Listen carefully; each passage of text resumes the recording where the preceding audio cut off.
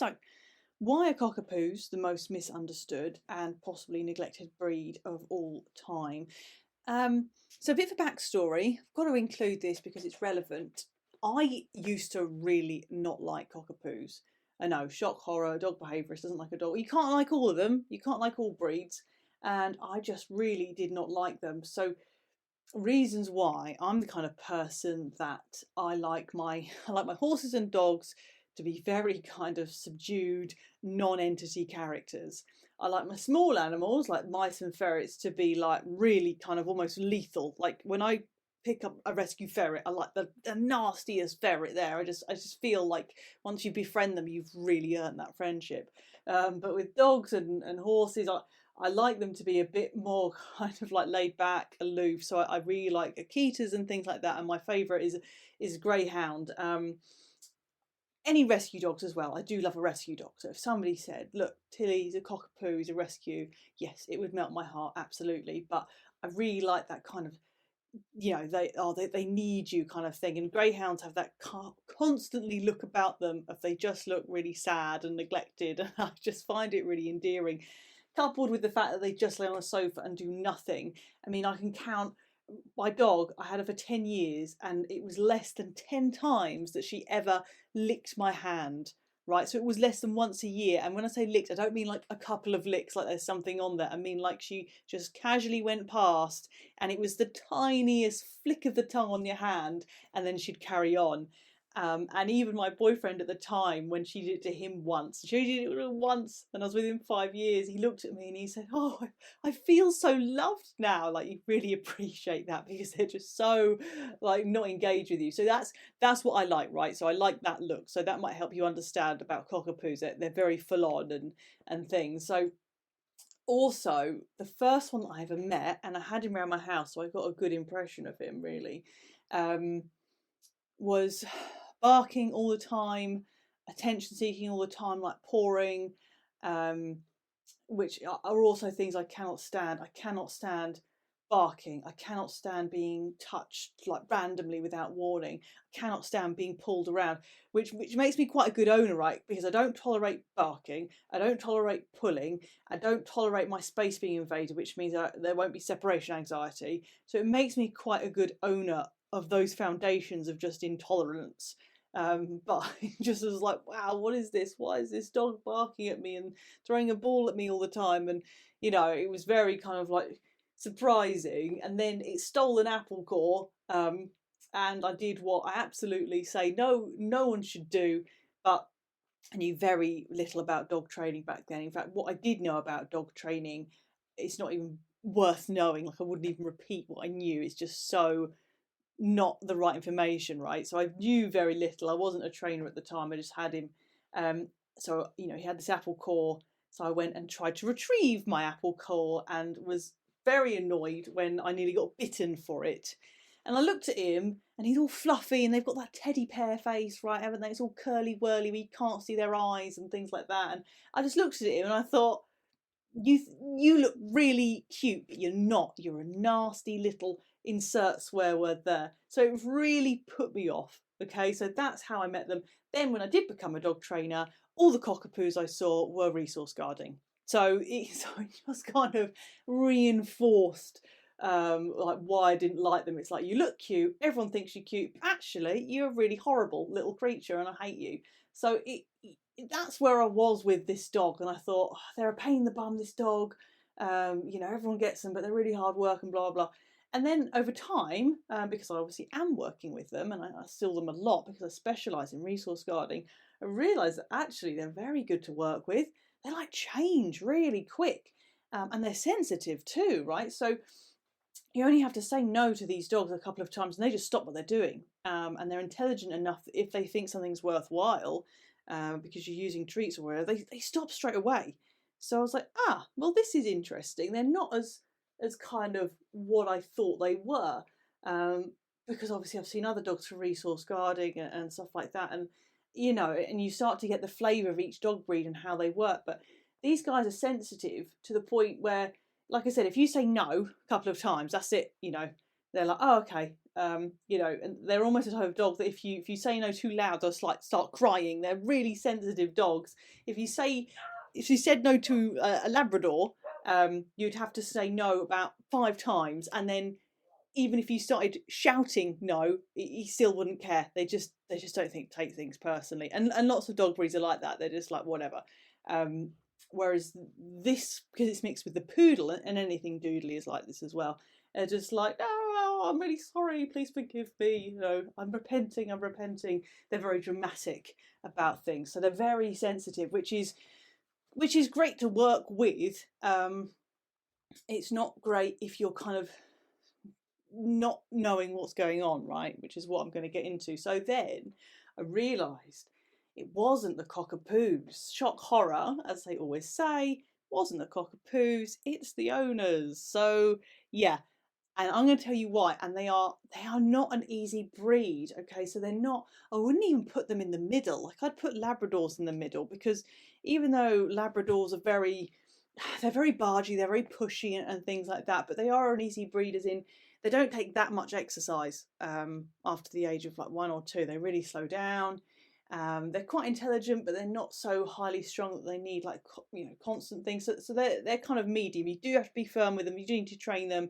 They're not that. I won't put them as easy, but they're not super hard like a German Shepherd. But these guys are. So let's start with intelligence. So why does that make things harder? These guys are super intelligent. They're almost as intelligent as a collie, right? So intelligence, it's really good to work with and train with. Yeah, so I love working with intelligent dogs. It makes things happen a lot faster. Intelligent dogs need their brains almost like fed constantly, right? So teaching this dog sit and lie down is like having a child and only teaching it how to count up to 10, and then it grows into a teenager and a young adult, and all you've ever taught it is 1 to 10. You've not taught it anything else. Not what colours are, not what the trees are, nothing.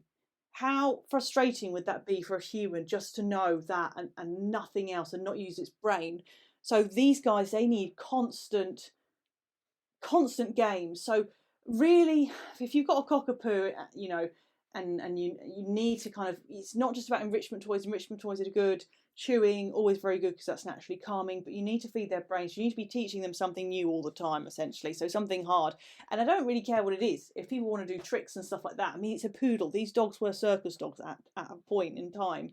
Even if it's just kind of like getting on a ball or agility, whatever, as long as it's safe for the dog to do, they need to be constantly learning, sitting down. I mean, they could learn in an hour. They're so bright.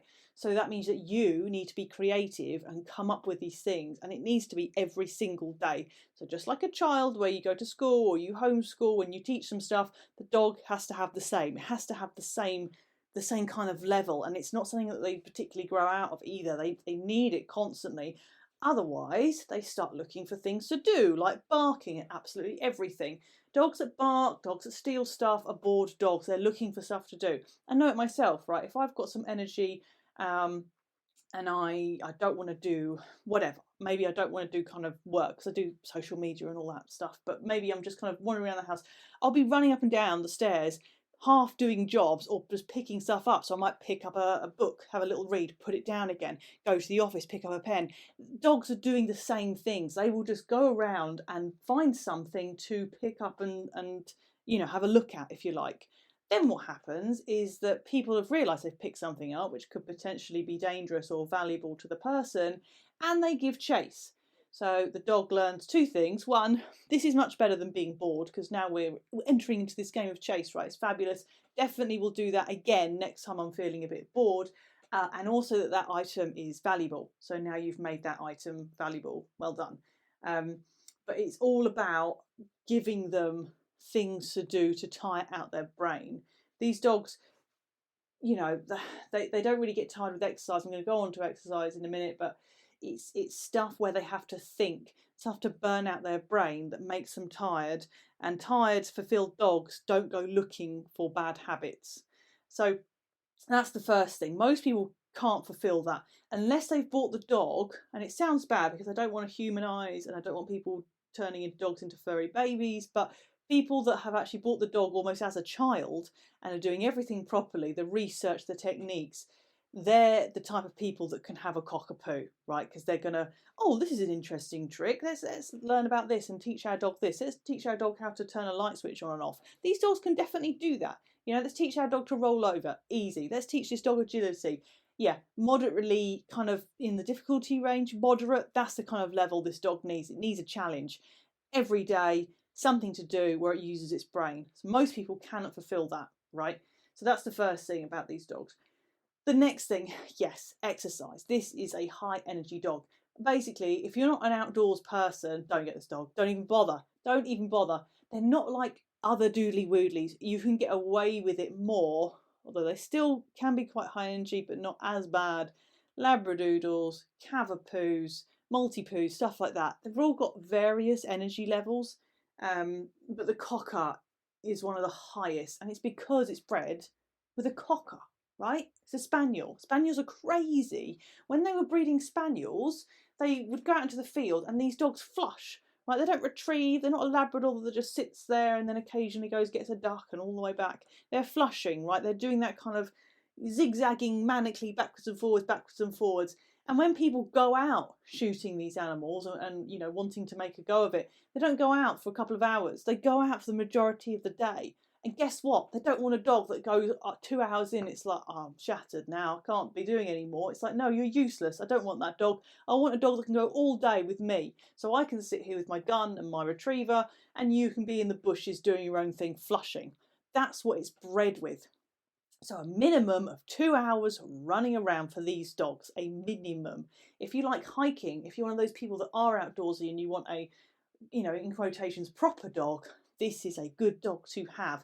When they're fulfilled, they're brilliant. You know, they do everything. I see a lot of people with these dogs don't even walk them. Don't even walk them. It's really shocking because it's like, right, well, you need to get your shoes on because you've got to be out for 2 hours every single day now. I would say at least until the age of 2, but you're probably going to have to go on longer. My friend's got 2 of these and a toy poodle, and she does a minimum of 6 miles a day.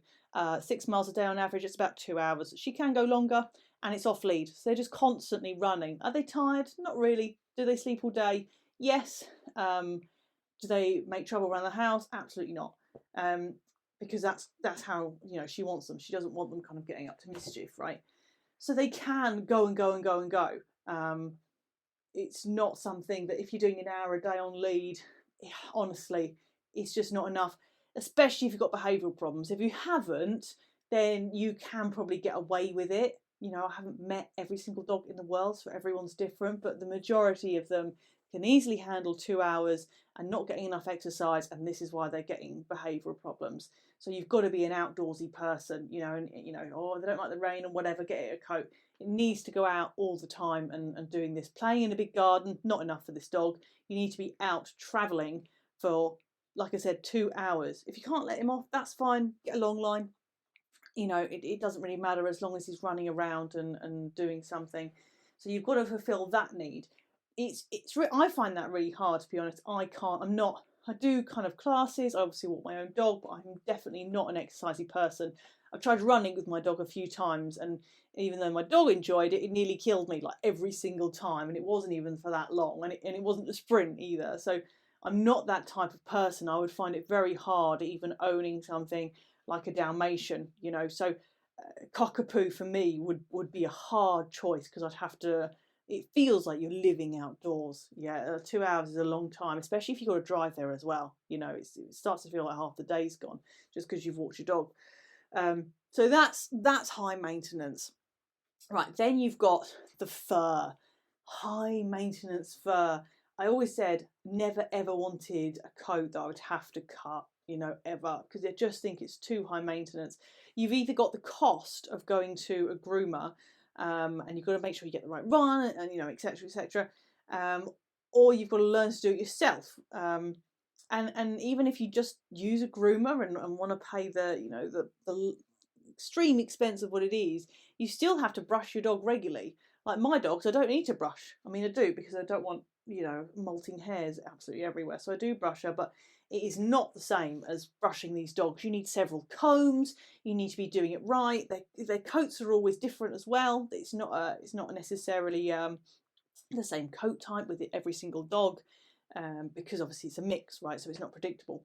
But you've got to have a set number of brushes and really be doing this every day. And even then, even if you do it all right, if you get one mat in your dog and you take them to the groomer, they have to shave that mat, and now they have to shave the whole dog. And I see so many people on Facebook, because I'm part of about 500 dog groups on Facebook, right? It's a lot, yeah. I just went crazy when we opened the business. I just joined them all. So I see this all the time, and it's somebody doing like a weepy emotion face. It's like, oh, my dog, look at her, she's all shaved now. And it's like, I hate it and my dog hates it. First of all, that's wrong. Your dog doesn't hate it. Your dog doesn't care what he looks like. Okay, it might be a bit chillier. Get him a coat.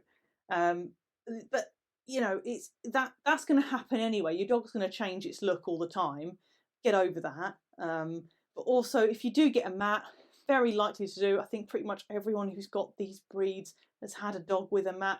The groomer can't just shave the mat and then do the rest of the coat, because he's going to have a patch.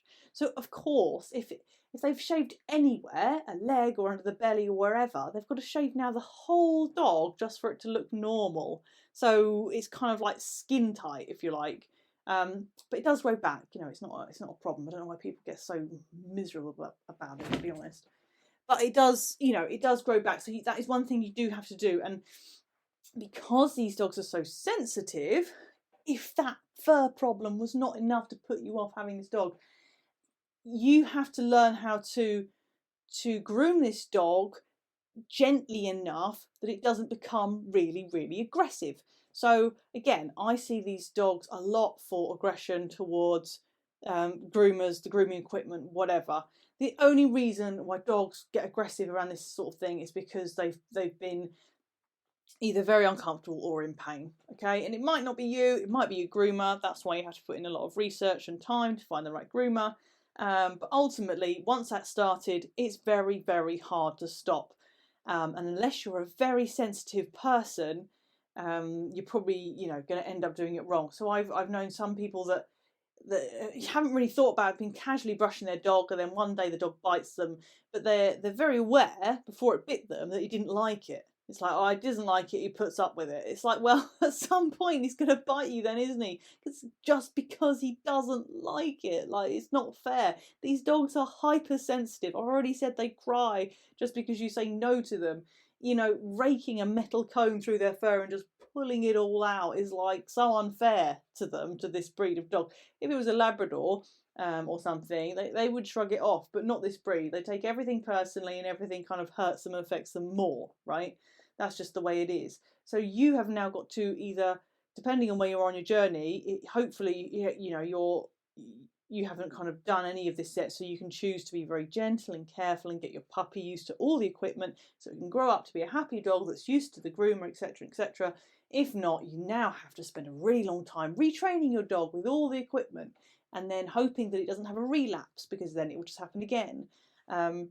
And it does take a long time, because you're building up trust, right? And you have to really pay attention to the body language of when the dog says no, or when the dog is like, I'm a bit uncomfortable with this, and then you back off completely. But say, you don't do that, and you're just putting your dog in for the groomer all the time. One, you've got the egotistical, very human problem of, oh no, I can't believe Bailey would ever bite someone because he's my baby and I didn't know dogs would do that. You kind of have to get over that. But I see a lot of people that are obviously mortified and embarrassed that a dog is biting or trying to bite either them or the groomer. But more importantly than that, it's really stressful for the dog. Every time the dog is in that aggressive situation where they're kind of reacting or whatever, even if the groomer is like, right, I'm muzzling it, he's on his double lead and I'm just shaving him, whatever. Yeah, the groomer's safe, which is great. The dog is going through that stressful situation all the time, and it'll have to do that for the rest of his life. What is it? Every kind of like 1 to 2 months that they need this kind of detox, like massive shave happening. That's a lot of stress. That's the equivalent of you get into a major row or a physical fight with someone every 1 to 2 months.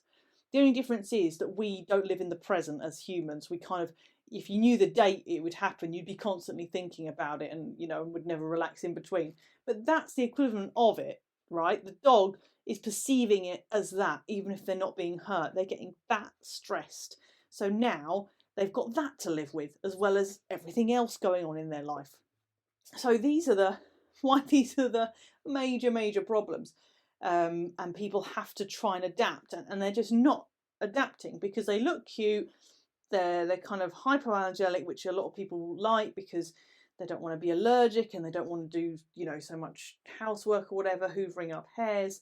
But they don't realise they're taking on like a proper dog. This is a proper dog. It is not a lap dog. It is not something that you can just kind of sit in bed watching TV all day eating chips with it. You have to get out and do stuff. You have to feed its brain. You have to manage that coat. And the other thing with Cockapoos, like I said at the start, is the resource guarding. And this is a big problem. It's a problem that I see I do see it more with cockers and Cockapoos than anything else. It comes from the cocker because it's quite an old breed. It's not a breed that was really kept in the house. It was out in the kennels, blah, blah, blah. There's a reason why they do this. And you're much likely to get a nasty bite from a dog that guards over anything else, because in the dog world, if they've got it, it's theirs. It's theirs now because you left it abandoned, which means it was up for grabs. And it doesn't matter where in the hierarchy you or the dog are, whoever has got it owns it. Possession is 9/10 of the law. That's just how they are. So you going in there and trying to prise it out of his hand, you're going to get a bite because it's just not, you're not doing the acceptable thing, right? So that's what that is. But I see it in highly intelligent dogs. So it doesn't matter really on the breed. It's just a highly intelligent dog that's bored, it's picked something up, it's valuable because someone's chasing me, and now I really don't want to give it back. And it happens more and more and more because I'm still not being fed the activities for my brain, and I'm not being exercised enough. So I've got lots of energy to go and find these things. Yeah, so this is a major problem with them. Some people are kind of worried and really clever enough just to leave the dog with the item and not confront. Some people do the opposite and start rolling around the floor with the dog, wrestling it like it's a crocodile. And the more you confront the dog over this, rather than thinking, I need to win, I've got an ego, blah, blah, blah, rather than thinking that, all you're doing is hyping the dog up to be more aggressive for the next time. Resource guarding, if you ever need to deal with it, get a positive trainer. It's all about not confronting the dog, essentially. It's all about kind of building up trust, high reward for your presence being there, or tricking the dog out of the room and away from its item. It's all about that. You cannot confront this. It just gets bigger and bigger and it escalates really fast. But it comes from that high intelligence. And when people tell me, oh yeah, he's really intelligent, the first thing I say is, well, two-edged sword. Intelligence is great for training, but if you don't train them, they find their own things to do. So just be aware of all those things and, make sure that you are giving your dog what he needs. He is a dog. He's not a furry baby, and they're very miserable as that. These dogs get messed up so easily because they're sensitive, so they're a bit nervy as well, right? So that nervy dogs need their confidence from you. You can't both be nervy. You can't have a kind of nervy, anxious dog and a really anxious owner, or an owner that isn't really involved. You need to be your dog's stability, which means you need to be stable and you need to be telling your dog exactly what to do. I expect this from you. I expect you to go over there. I expect you to come here. I expect you to stay in this room. I don't expect you to attention seek, blah, blah, blah. The more expectations and directions you give this dog, the happier and calmer it will be. But unfortunately, a lot of people get this dog because they're just thinking, cute family dog, I don't have to hoover up a lot. They're not thinking high energy, highly intelligent dog that I need to now channel my life around. Because you do. If you've got to go out for 2 hours and train a dog, you need to allow for that in your day now. So don't think you can do like a 12-hour shift unless you're going to be doing a run in the morning for an hour and then a run in the evening for an hour and getting someone in the day to help train your dog. It's not going to be done. And then you're going to find behavioural problems popping up all over the place. They are a proper doggy dog. They just look cute and cuddly. They're a doggy dog with a high maintenance coat. So that's my take on Cockapoos essentially. I will just add, if you are struggling with recall, these dogs are pretty good to recall once you get training. I've got 3 podcasts on recall just on its own, so go and check those out. They're very helpful. The first one, I believe, is the number 1 problem with recall and how to fix it. Then there's a general recall one, and then there's the last thing, which is kind of the last key to the puzzle of recall, which you may not need. It's still useful, but you may not need it, because usually if you do the first 2, most dogs have grasped the concept of hanging around you. It's only like the last one really that some people need. But go and check those out. So ideally these dogs should be off lead so that they can cover vast expanses of land while you just do your short 6-mile walk. But yeah, so yeah, not an easy dog, but a good dog, very trainable, and yeah, they're affectionate and loving as well. But try not to look too much into that side of things. You've got to look more into the doggy side to have a healthier and balanced companion. You've been listening to Tilly the Dog Behaviourist from Fawn Dog. For our full list of services, please go to fawndog121dogtraining.co.uk. We do home visits and telephone consultations now too. Videos can be found on our Instagram, TikTok and Facebook page. And I've just started a new podcast which goes deep and personal into the home visits that I do. And this is all about the specifics. So it's not general programs, it's why use what technique for what particular dog, their age and breed, personality, all comes into it. So go and check that out. It's subscriber only, but it's only $3 a month. Thanks for listening.